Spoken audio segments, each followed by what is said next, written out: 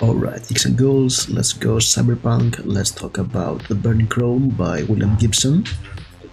This is the cover of the book I've read. Yes, it's a translated edition, of course, translated version. And let's talk about this collection of short stories written by William Gibson. It was published back in 1986. So it covers stories that were written in the late 70s and early 80s. And before I begin with this book, let me tell you something. I recently noticed that, I follow some smaller booktubers, and it was quite some time since I have seen any of their videos appear in my front page, so I was like, have they stopped putting out videos? But no, they kept putting videos on YouTube, and they never appeared in my front page.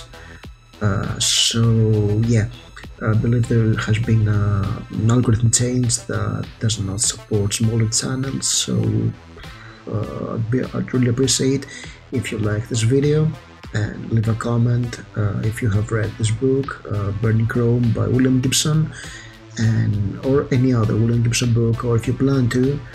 And yeah, this way you support the channel, you boost the algorithm, you give small booktubers an opportunity to, have their videos reach more people. And yeah, it will help small booktubers do that, and not get buried under, viral content and bigger YouTubers and all this kind of stuff via Cyberpunk this way. So let's begin with Burning Chrome. I did a video for Johnny Mnemonic about a month ago. In short, it's a prequel to the Neuromancer book. It's part of Molly's origin story, and it's also mentioned in passing there. It was an interesting story. I'll leave a link to the video below, I guess, so you can go and watch it. It's an in-depth comparison between the short story and the movie. And there's another movie based on this book, another story that became a movie, New Rose Hotel. I may also do a video about this when I get to rewatch New Rose Hotel. The second story in the book, The Journey's Back Continuum, is not your typical Cyberpunk story though. While John Mnemonic is Cyberpunk AF, this is quite an interesting story. It's about an American photographer who is asked to go and photograph some buildings that were built in the 30s, and they were supposed to be how they imagined the 80s, and he gets lost in visions of that era, and the space-time continues sort of breaks for him, and he gets the photos. It was quite an interesting story. It was a bit out there. So I can say about the story that yes, William Gibson is the daddy of Cyberpunk.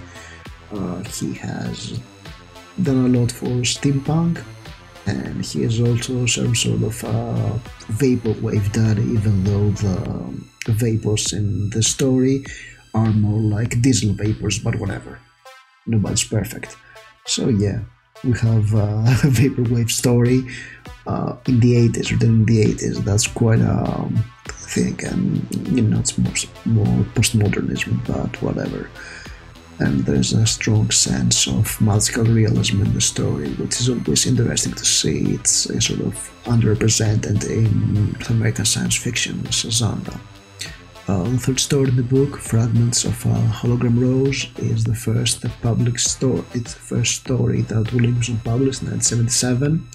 It's the story of Parker, who is, he is using some artificial sense recordings of people to go to sleep in a world that's falling apart. The power keeps going out, but he's lost in his dreams, and there is continuous backwards forwards in the story in media res. That's very characteristic of William Gibson in his short stories, especially in this book. A lot of stories go forwards and backwards in their narration in this book, and it's an interesting story. It's sort of how the world falls apart. It's sort of a proto-sprawled story in a way, and it's interesting, and surely a sign of things to come. The next story in the book, The Belonging Kind, is written together with author John Shirley, and I'd say that's more of a horror story than a science fiction story. Yeah, it happens with short stories authors from the previous decades that have a diverse output of stories. It's about a man who, while he's on a night out, he sees a couple and he realizes that they're not real humans. They're just another species that pretends to be humans and sort of accustomed to nightlife or something. So he's fascinated by them, he tracks them down. It was a good story, it was quite a good story.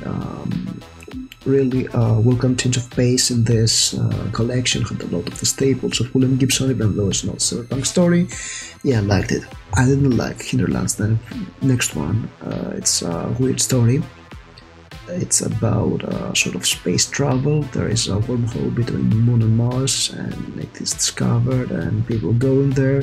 They get lost for 2 years, then they return, but they're mad as hatters or suicidal or both.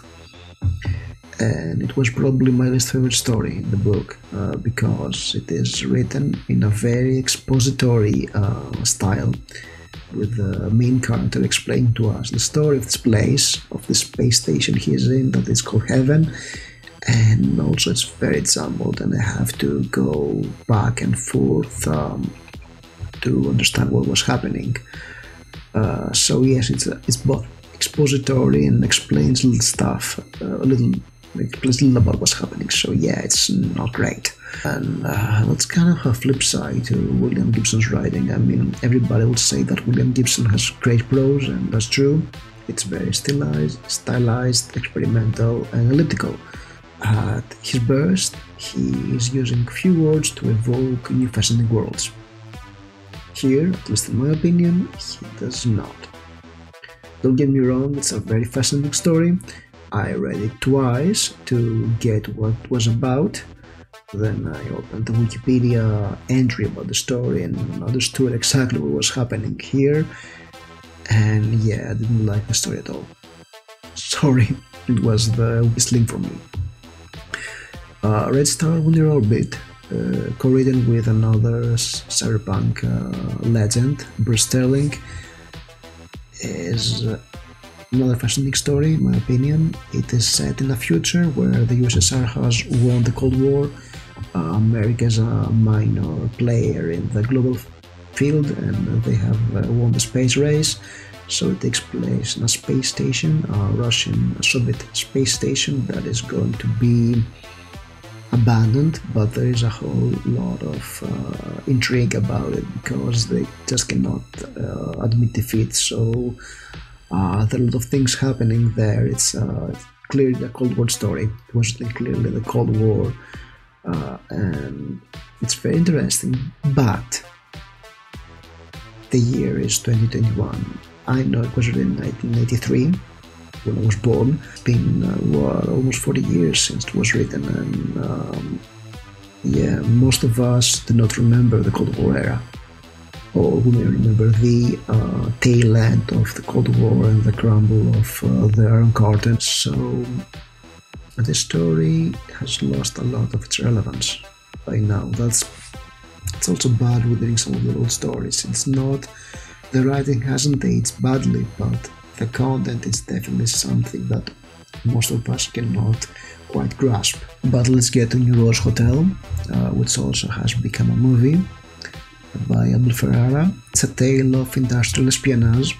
It's narrated in media res as a monologue of one of the characters.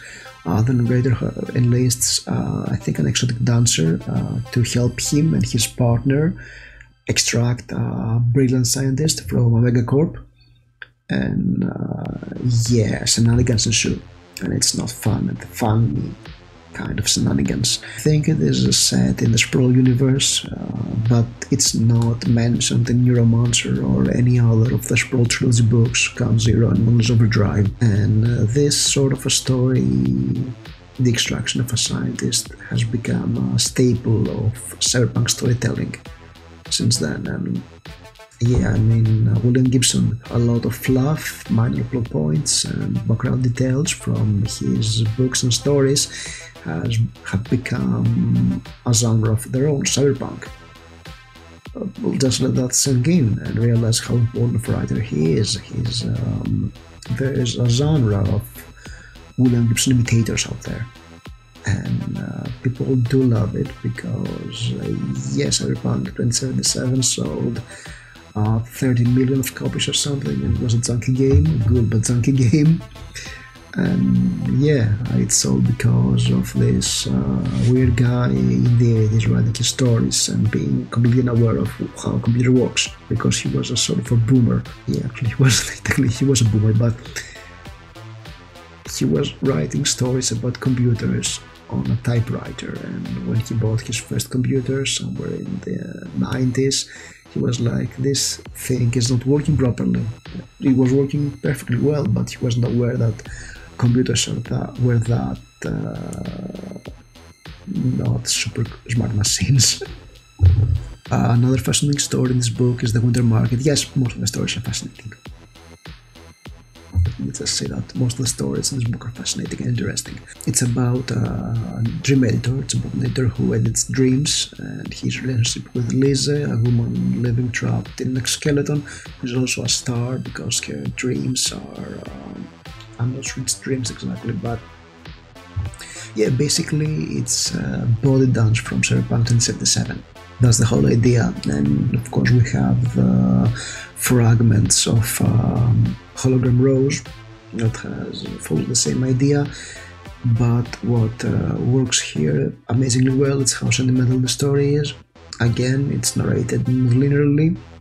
We have scenes from the present and scenes from the past come together. That's something that we see in a lot of the stories in this book, and I kind of like the underlying sensitivity of the story. And again, we have the concept of minds uploaded to machines, which is explored also in Neuromancer. So it was interesting. The next story, Dogfight, written with author Michael Swanwick, was probably my favorite story in this book, and that's mostly because it was the most emotional of the bands, and also it was written in a linear way, which was a welcome change of pace, to be honest. We have a young ex-shoplifter who is fascinated with virtual reality games of sorts, that is dogfights from World War I. He meets a rich college girl who is an excellent hacker, and they become friends. She helps him hack the game and win a lot of games. He wants to become the champion. The relationship between those two is very interesting because he has a mental block, a neural block, that stops him from returning to his home. I think it's because of his shoplifting. And the girl has been neurally blocked, so she remains a virgin by her parents. Yes, we have a lot of ideas in the story, and I really liked the ending of the story. It was very bittersweet and very traditional story, with some great ideas. What's not to like? Finally, the last story in this book is Burning Chrome. That's another plot story. It's about two hackers who are running a cyber heist. There are a lot of shades of what's to come later because it was written in 1981. It's also important because the word cyberspace is first mentioned there in the story. So yeah, I mean, came up with a word and we live it today. What's not to love? Overall, I think that the Burning Chrome is a very rich and fascinating collection of short stories. Fascinating is a key word. I'll repeat this. Don't take a drink every time I say fascinating in this video because you'll get drunk halfway through. It's written in the familiar William Gibson style of the 80s, very surprising, very elliptical, very evocative. If you're a fan of William Gibson's, you have either read this book by now or you're planning to read it, and if you haven't done that, do it. You'll have a lot of fun. I'd love to hear your opinions about this book if you have read it or if you plan to read it. But if you have never read any William Gibson and you just saw this video and say, oh, well, I'm interested in this guy, let me see what he was writing, then I don't think you should start here. I think that you would better start with Neuromancer and read this collection afterwards, or after you finish with the Sprawl trilogy. Yeah, either way will work for you, but it's a must-read sci-fi classic, as most of William Gibson books, come to think of it. Yeah, I think you'll enjoy it. There is something for you here. So as always, like, subscribe, leave a comment, and I'll see you soon. Thank you for watching.